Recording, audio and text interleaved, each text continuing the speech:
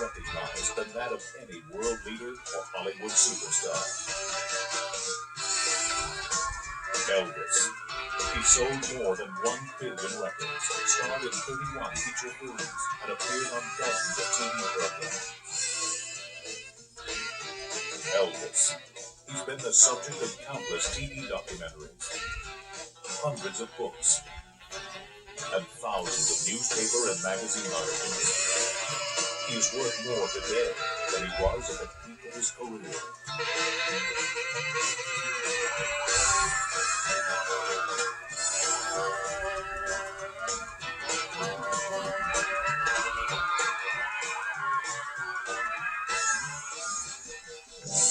Elvis Presley still generates well over $500 million in revenue every year. So much larger than life is his talent, fame, and influence that Elvis can never really die. In fact, many believe the king still lives, and his reported death in 1977 was the only safe way for Elvis to retire.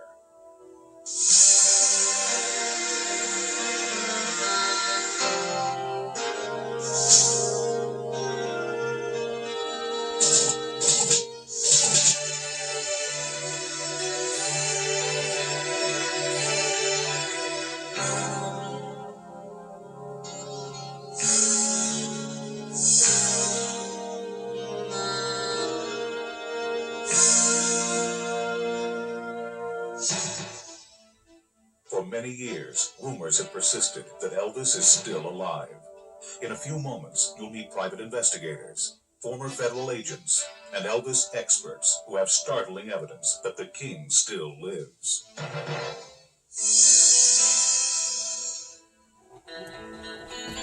August 16, 1977. The entire world mourns as we are told that the king of rock and roll, Elvis Presley, is dead. There were documents, the open coffin, news reports, an endless stream of mourners, and even a death certificate. But had Elvis left the building forever? The author of this book, Is Elvis Alive? Gail Brewer Giorgio, believes that Elvis staged his own death and is still alive today. In 1977, she began writing a novel based on this premise called Orion. Well, it was August 16th, 1977, and I, like most of the world, had heard that Elvis Presley had died. About 3 days later, after writing several articles on Elvis for the newspaper, I decided to write a novel. It was called Orion. It's a fictional story of a superstar who hoaxes his own death. I wanted to try to capture the soul or the essence of someone like Elvis Presley. Orion was ultimately sold to Simon & Schuster. I received a large advance of $60,000. There was going to be a big PR promotion, etc., on this book, and the book was released. But a short time after it was released, I was receiving telephone calls that my book wasn't to be found. A lady from Pennsylvania called me, and she said that she had gone to the store to try to get it, and the woman who owned the store said 2 men in business suits had come in, bought all the books up. I called up New York. I would leave my name. They wouldn't call me back. You know, what was going on? I mean, why pay an author? You know, this is quite a few years ago, and $60,000 up front was a nice sum for a first author. But why pay an author and then you don't put their books back in the store? I mean, logically, it didn't make sense. Well, they wouldn't return my phone call, so I even called the distributor. And he said, they told me to pull the book. Meanwhile, an investigator for the Los Angeles County Sheriff's Department had an amazingly similar experience. His name is Monty Nicholson.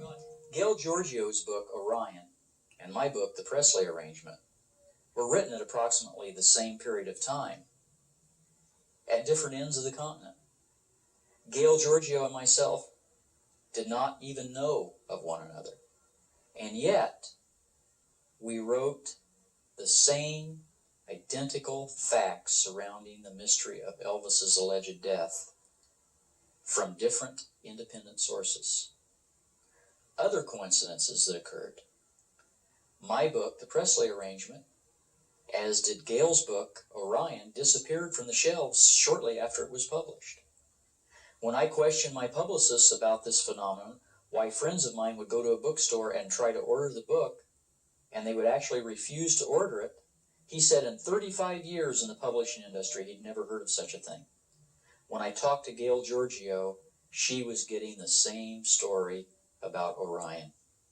Were the fictional stories in the novels Orion and the Presley arrangement too close to the truth? Almost immediately after Elvis's reported death, puzzling questions left unanswered began surfacing. Why did the Memphis police officially close the files on the death of Elvis Presley before it was even medically or scientifically possible to determine why and how he died? Why were all the stomach contents destroyed pre-autopsy? Remember, this negates a thorough autopsy. Why was there never a coroner's inquest? Why was the Shelby County District Attorney's Office never officially notified to determine if there were any violations of criminal law? Why have all the photographs taken at the death scene disappeared? Why have all the notes prepared by the medical examiner's office, why have they disappeared from the official files? Why have all the toxicology reports disappeared from the official files? Gail Giorgio obtained a copy of Elvis's autopsy report. Together, Gail and I viewed this report. In 18 years, I've viewed many autopsy reports, and I've been present during several autopsies myself. So I'm very familiar with what goes on in an autopsy, and I'm very familiar with what goes in an autopsy report. In these reports, they're very comprehensive. They give organ weight and size, skin coloration. They give things like the percentage of blockage in the subject's cardiovascular system. They give the coloration of the skin, the weight of the person, whether or not there's any foul play or any evidence of foul play. And usually these autopsy reports are 40 or 50 pages long, and they're very in-depth. The autopsy report that I viewed with Gail is 2 pages long. It lacks any of the significant information that is normally found in an autopsy report. And during the course of any normal investigation, this autopsy report would be incomplete and unacceptable. It's my opinion that a coroner that would even present an autopsy report like this should probably be investigated himself. Many have suggested that the body on view in the open casket at Elvis's wake was not Elvis Presley at all. People that went by the body in the coffin were heard to say that does not look like Elvis Presley. They were saying the nose is pugged. Elvis had a very classical nose. They noticed beads of sweat on the body in the coffin, and, dead bodies don't sweat. Gene Smith, Elvis Presley's first cousin, remained close to the king throughout his life.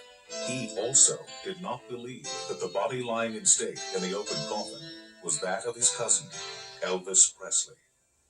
When we viewed the body for the last time, I stood there quite a while looking at his hands. And, of course, he was always breaking bricks with his hands. He had calluses on the bottom of his hand, and big old rough-looking knuckles. His nose looked kind of puggy looking, and his right sideburn was sticking out, straight out about an inch. And his hairline looked as if it had been a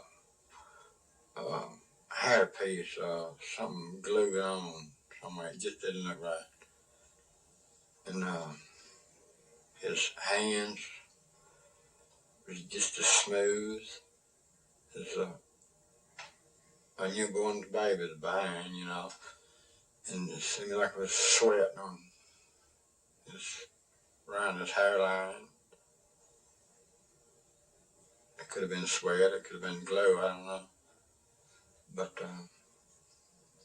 I just didn't believe it was him. Maria Columbus, co-president of one of the oldest Elvis fan clubs, was shocked by the news of Elvis's death. She immediately contacted Elvis's father, Vernon Presley.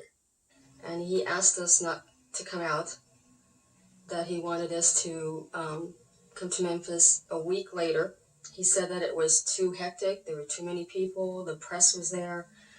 All family members that they had ever acknowledged were coming to Memphis, and that it would be more quiet and more beneficial for us to talk to him a week later. So we agreed. We arrived the next week, and the whole feeling of it was a feeling of make-believe. It was unreality. When we went to the mausoleum, it was an atmosphere of a carnival. There were people selling popcorn and soft drinks.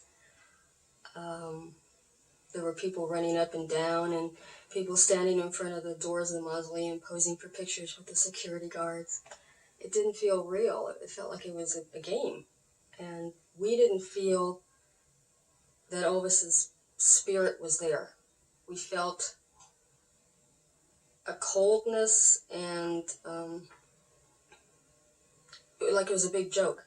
That was the week that we saw a copy of the inventory of Elvis's estate. It was 84 pages long, but it was 84 pages too short. There were a lot of things that were missing that should have been there. This was an inventory of everything that was in Graceland at the time. And there were no photographs of his mother listed, no photographs of his daughter. His diaries were missing. Most of his jewelry was gone. He had maybe 5 pieces of jewelry listed, and everybody knows Elvis loved jewelry, and he had a tremendous amount of rings and watches and necklaces, pendants. None of those were there. Some of his cars were missing. A plane was missing. It was unbelievable.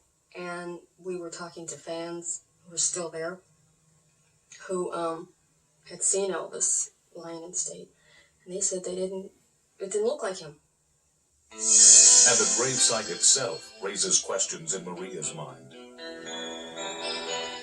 Vernon spelled Elvis's name on the gravestone with 2 A's, even though he officially changed the spelling of his name on his birth certificate from 2 A's to 1 A. Also, Elvis went by 1 A. He signed his contract with 1 A. His marriage license had 1 A. His army papers had 1 A. Another thing that's unusual is the position of the burial plots. Elvis is not placed next to his mother. He is between his grandmother and Vernon. That is not what Elvis wanted in the first place. And the fans have been commenting about this quite a lot. But was there proof Elvis was still alive? About 4 months after Elvis's reported death, Mike Joseph and his family drove to Graceland to view and take photos of Elvis's grave. It was New Year's Eve, 77, when I took my wife and my son and my nephew down to Graceland. They had just opened up Memory Gardens where Elvis was laid to rest. And we were there for an hour, and we left back for home. Had the pictures developed, and looked at them, put them away.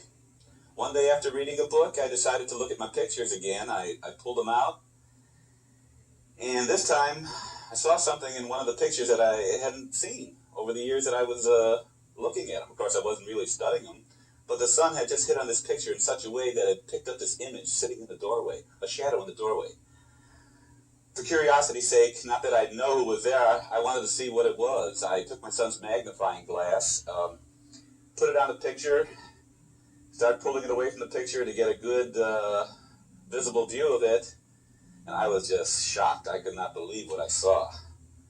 My God, I had Elvis Presley sitting in the doorway, looking out at the fans walking past his grave. I have had the negative examined by Kodak. And Kodak basically says that they are original. They have not been tampered with in any way. They were taken in sequence, uncut by the negatives, being original. They could tell. The emulsion number of the film was manufactured in 77. Each roll of film that is manufactured has a manufacturing date on it in the emulsion number. You couldn't pay Kodak to say something like that if it weren't true.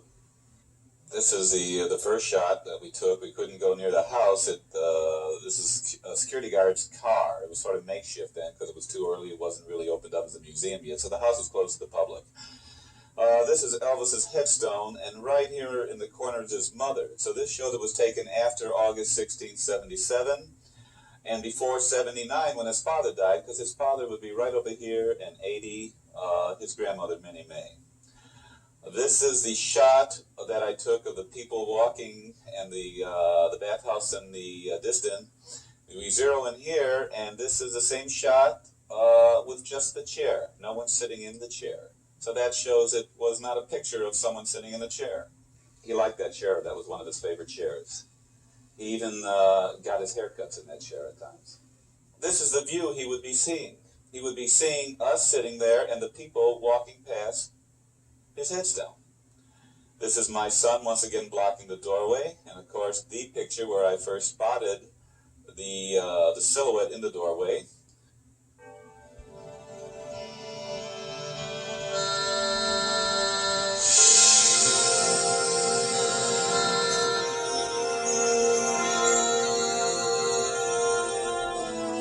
Monty Nicholson also saw a picture, allegedly taken after Elvis's death. I had a co-worker who in passing one day told me that he used to work for Elvis Presley, and he had some pictures that I might be interested in. Well, one day he showed up at work and he had pictures of Elvis Presley getting in a helicopter that, for all intents and purposes, looked like a government helicopter, and there were men surrounding Elvis also getting into the helicopter who looked like what we often see depicted as government agents with the blazers and the wire in their ear and whatnot. And it was an interesting picture, although that picture in itself was not particularly suspicious because it's common knowledge Elvis was involved as an honorary police officer with many police agencies all over the country. The interesting thing, the curious thing about the picture was this individual claimed this picture was taken several hours after Elvis allegedly died at Graceland Mansion. So I looked at the pictures with a natural curiosity and began to work with the idea of writing a novel. While I was researching this novel, I had a running conversation with the guy that showed the pictures to me for probably 6 or 8 months that we worked together. He quit the department and was gone for several months, and I didn't think much about him. He had the pictures in his possession. I didn't have the pictures, and there was no actual way for me to verify the validity of the date of the pictures, but at the time I was only writing a fiction novel and I didn't need to. So it wasn't important in my mind to verify the date. But later, as I gained more and more information, I decided it might be important to see if I can find some factual way of verifying the date those pictures were taken, because I might really be on to the modern mystery of our decade. So I tried to recontact this individual, and when I found him, he denied ever showing me the pictures. He denied any past affiliation with Elvis Presley. And I told him at the time, I said, wait a minute, I'm not crazy. I remember our conversations, and I remember them very well, and I need to meet with you and talk to you about this. Are you willing to do that? He agreed. He gave me an address and a phone number where he might be contacted, and we agreed upon a date and a time for an appointment. The address he gave me was a vacant house, and the phone number provided was a disconnected number. And I have never been able to find him since. I have no idea where he is at or the pictures. But I know that this event occurred, and I've been an investigator for 10 of the last 18 years that I've been a policeman, and I know that my powers of perception and reason are working very well, and that I didn't imagine what happened to me. Another unusual fact surfaced when Gail Giorgio began researching Elvis Presley's involvement with law enforcement. He had always had a love of law enforcement. He had he was a bonded deputy with the Memphis police. He was connected with, the Denver police in Colorado. Denver police, yes. He was connected California. with the LAPD. So his interest in law and order went back many, many years. And in fact, when he was voted the most outstanding young man in America by the JCs, it was for his work also in drug enforcement. So he was sincere in wanting a federal badge, and he wrote Nixon a letter on the airplane, American Airlines, and offered his services as an agent at large. He said basically because of who he was, he could probably get to people that other people could not get to. Elvis wrote this letter to then President Richard Nixon while on an airplane headed for Washington, D.C. Dear Mr. President, first, I would like to introduce myself. I am Elvis Presley and admire you and have great respect for your office. I talked to Vice President Agnew in Palm Springs 1 week ago and expressed my concerns for our country. The drug culture, the hippie elements, the SDS, Black Panther, etc., do not consider me as their enemy, or as they call it, the establishment. I call it America, and I love it. Sir, I can and will be of any service that I can to help the country out. I have no concerns or motives other than helping the country out. So I wish not to be given a title or an appointed position. I can and will do more good if I remain a federal agent at large. I will help, but by doing it my way, through my communications with people of all ages. First and foremost, I am an entertainer, but all I need is the federal credentials. I am on the plane with Senator George Murphy, and we have been discussing the problems that our country is faced with. So I am staying at the Washington Hotel, room 505, 506, 507. I am registered under the name of John Burroughs. I will be here for as long as it takes to get the credentials of a federal agent. I was told that if I checked this letter against Elvis's death certificate, which obviously had to be filled out, quote, after he died, I would find out that Elvis Presley filled out and signed his own death certificate. Now, this is incredible information. I mean, this is mind-boggling when you think about it. It's never been revealed, and I can tell you that I was told by a member of the family to have it checked out. Gail took the death certificate and items written by Elvis to Paul Wiest, a certified graphologist who specializes in investigating forgeries. I was asked by Gail Grotiol to examine some handwriting of Elvis Presley. She supplied me with a copy of a letter written to President Nixon in 1970 and the death certificate or medical examiner's report at the time of his reported death. I examined these two documents and compared them by measuring the slant of the handwriting, the spacing between the letters, spacing between the words, the size of the letters, and the individual letter formations. I also made transparent photocopies where I could lay one photocopy, a transparent copy on top of another one for close comparison. I examined these under transmitted light with a light table.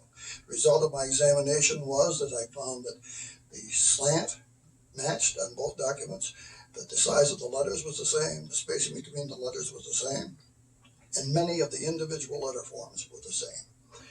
My conclusions after this exhaustive examination was, in my professional opinion as a document examiner, that the same person who wrote the letter to President Nixon also wrote the Elvis Presley death certificate or medical examiner's report of Elvis Presley's death. But the question still remains, why would Elvis Presley fake his own death? Was it simply so he could retire from the limelight?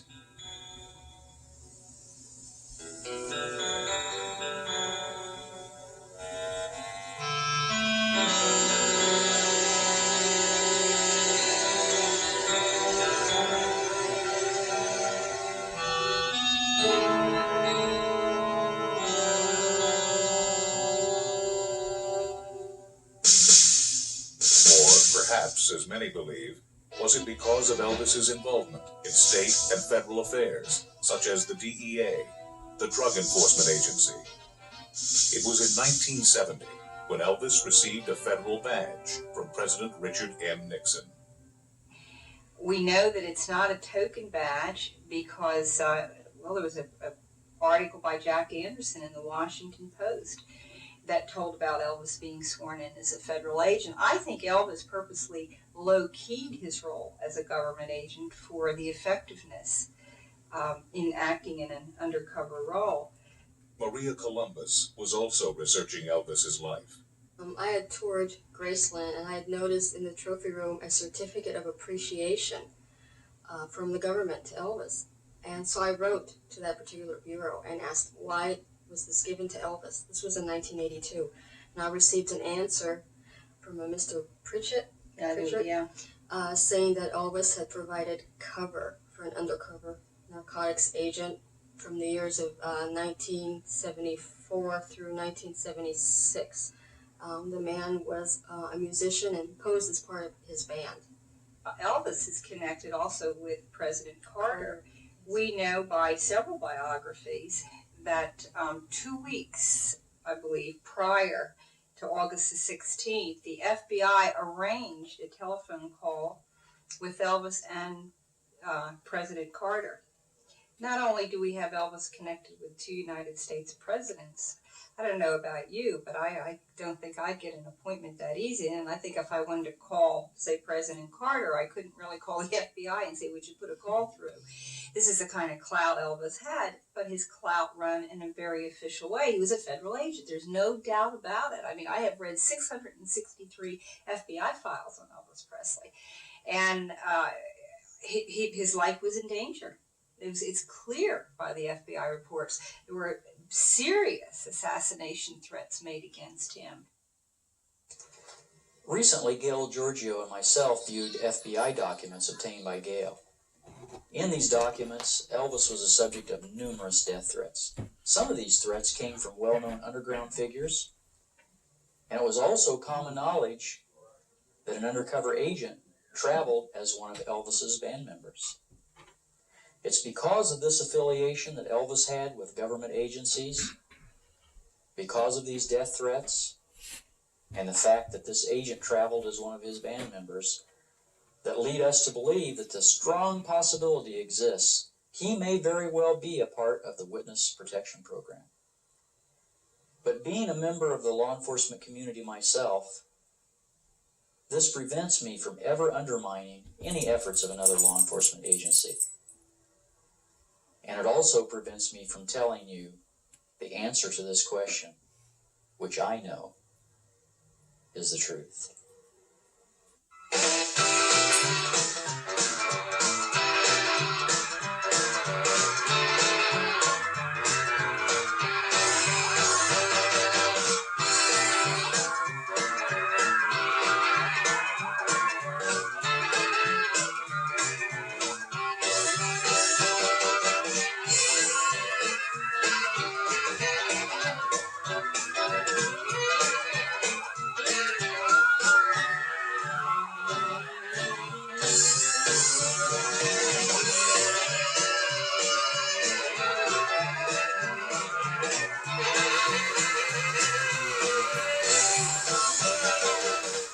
Yet, if Elvis Presley were alive, many questions still needed to be answered.